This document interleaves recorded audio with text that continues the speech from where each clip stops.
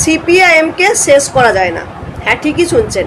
ABP আনন্দের সঞ্চালক বলছে সিপিআইএম 15 বছর ধরে শূন্য ছিল, তবুও সিপিআইএমকে কিন্তু শেষ করা যায়নি। সিপিআইএম মাথা উঁচু করে আছে।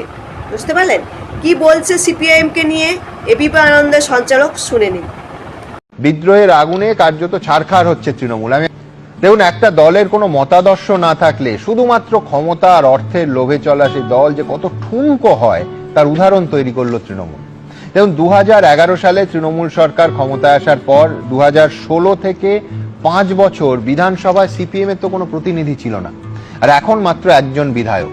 কিন্তু গত 15 বছরে রেজ্জাক মোল্লা, ছায়া দলুই, রফিকুল ইসলামের মতো হাতে গোনা কয়েকজন, করে গোনা যায়, এই রকম কয়েকজন তৃণমূলে যোগ দিলেও সিপিএম দলটা কিন্তু কোনো অবস্থায় উঠে যাওয়ার মতো পরিস্থিতি বা অস্তিত্বের সংকটে পড়েনি।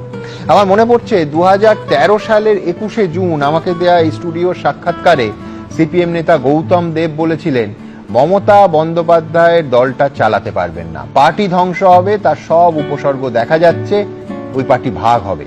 সেদিন আমি গৌতম দাকে হেসে বলেছিলাম, এটা আপনার উইশফুল থিঙ্কিং। কিন্তু আজ এই 3রা জুন দাঁড়িয়ে এক্স্যাক্টলি সেটাই হচ্ছে।